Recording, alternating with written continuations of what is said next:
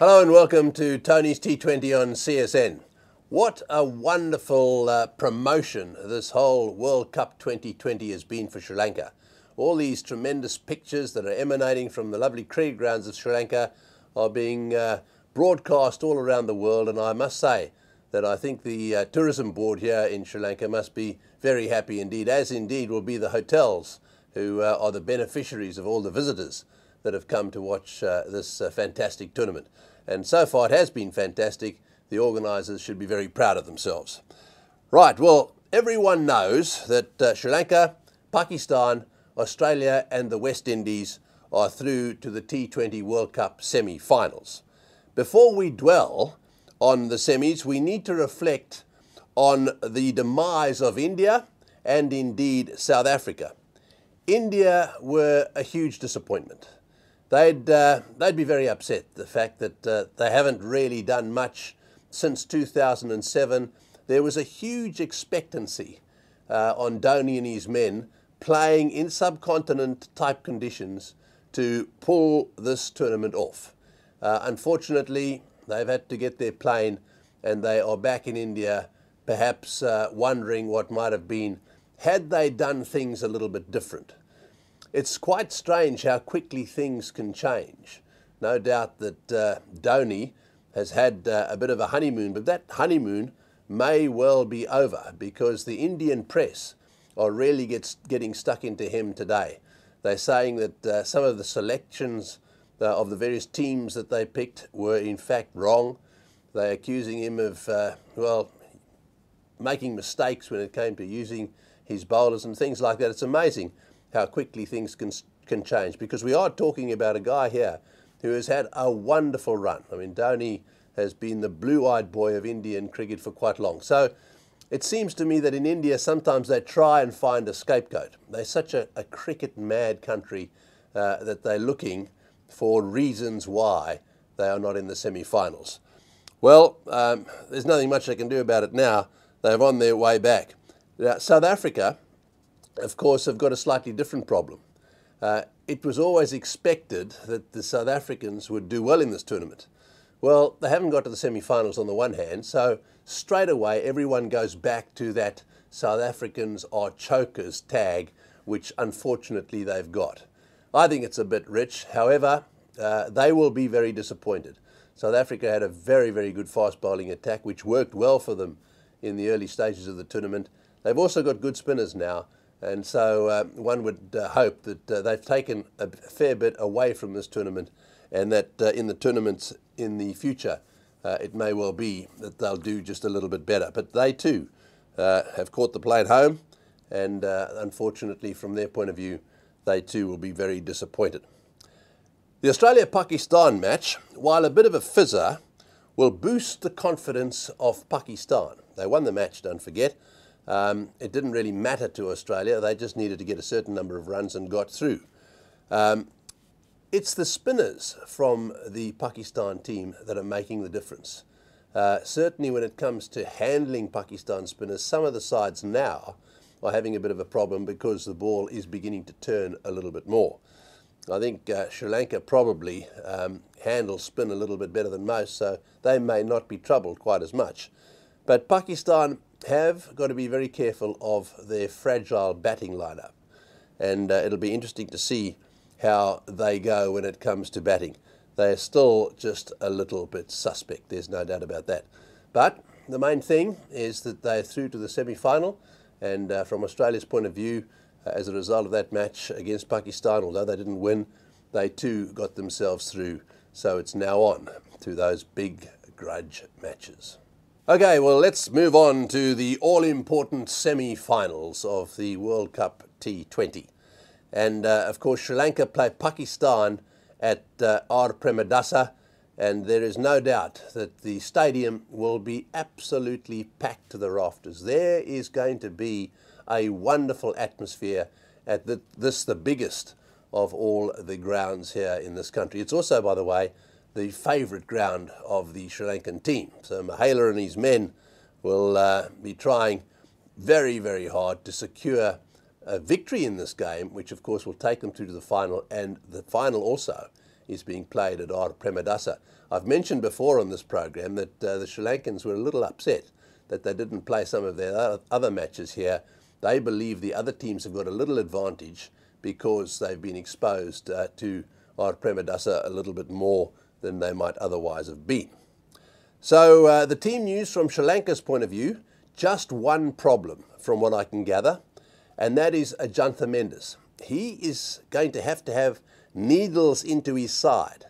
Apparently something like 4 or 5 in order to, I suppose it's a pain thing really. He's got a little bit of a tear in his ribs down at the base, and that's causing him a little bit of problem. It's not a real big issue because he had injections in the last match, but obviously it's going to happen this match, and it might well happen if they go through to the finals as well. So, a little bit of a problem there for the Sri Lankans. The other issue that everyone is talking about, and it needs a bit of an explanation, is who spins the coin for Sri Lanka. Now, there are apparently quite a lot of Sri Lankans who thought that because Kumar Sangakkara spun the coin, that the selectors had made a change in the captaincy. Not the case at all. This was a tactical manoeuvre, as we subsequently found out. Problem is that Mahela is on a warning for bowling the overs too slowly. They're very severe on captains. And so if it happened again, Mahela would obviously have to undergo a ban of 1 match probably, which would mean that he wouldn't have been able to play in the semi-final or the final. So Sri Lanka didn't want to take any chances. And the word is they will do it again in this match. So don't expect to see Mahela spin the coin. I think it'll either be Sangakkara or perhaps even Dilshan who will do the spinning of the coin. So that is something the ICC are going to have to address because it's quite an issue. It's one of those little technical things which Sri Lanka, I think it was pretty good. They thought about it and they've not broken any laws. They've just done what is best for the team. Now, as far as the match is concerned, this game has got the makings of a fantastic game. Lots of good spinners on both sides. I think Sri Lanka's batting probably just a little bit better and more consistent than that of Pakistan. I mentioned before that Pakistan, well, if they have a bad day, they can implode on the batting front. On the other hand, if they have a good day, they can be very difficult to beat. If they put their bowling and their batting and their fielding together, this is a very good outfit. But I still think they're a little bit inconsistent when it comes to their batting. And for that reason alone, my money is on Sri Lanka to win the game. But remember, T20 cricket, very difficult to pick winners. You've got to have a few breaks. Well, the West Indies play against Australia in tomorrow's semi-final. We won't dwell on that too much now. We might leave that for our report tomorrow. I mentioned to you last time that the women are coming to town. And that is so because the women's matches have all been played down in Galle. The semi-finals are moving up to R. Premadasa. And each day at 3:30, that's semi-finals day at 3:30, and finals day, the women will play the first match, followed by the men's semi-final thereafter. So we're in for some interesting cricket on that front as well. Now, the first semi-final match, New Zealand play against that very strong England team, which includes some really good batsmen, worth having a look at actually. Charlotte Edwards, Laura Marsh and Sarah Taylor are all very fine players, and they have a very good all-round team, this England side. They are definitely favourites to win, so I'm predicting an England win in that first semi-final. Tomorrow, Australia play the West Indies. We'll address that one tomorrow, but again, I think it's looking likely that unless there's a boil-over, Australia might end up playing against England in the final. They're the two fancied sides. Right, now for the rest of the news, a quick wrap-up and an interesting story. The West Indies have found themselves in a spot of bother.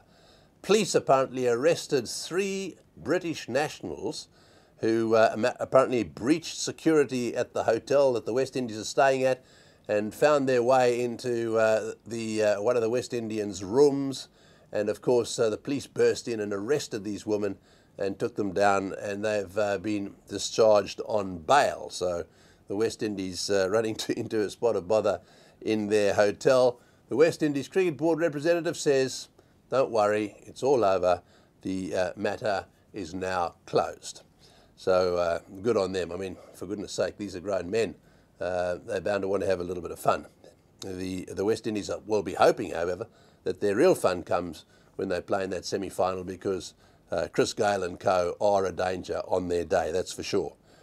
Now, another little issue that's risen its head is that after 3.5 weeks playing in the ICC T20 here in Sri Lanka, a lot of the players are expected to jump on a plane, and within 48 hours, they'll be playing in South Africa in the Champions League.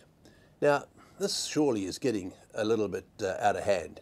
You can't maintain enthusiasm and therefore standards if you expect it to keep going, and travel. So I really think that the authorities in world cricket have got to be a little bit careful about the programming of some of these tournaments.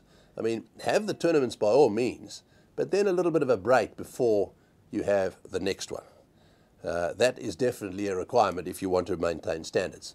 And last but not least, Kevin Pietersen. That man has been in the headlines for so long now as a result of his arguments with the English cricket establishment.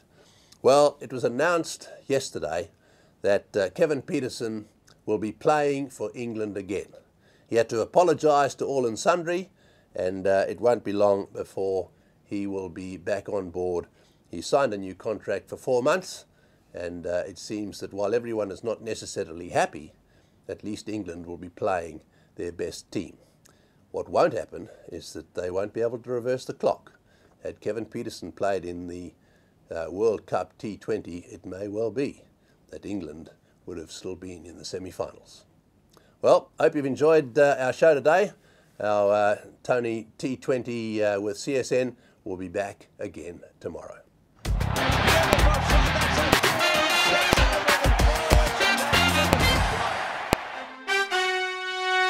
He knows that emerald is what gentleman's shirt should be. Hamisa atara shirt එක emerald.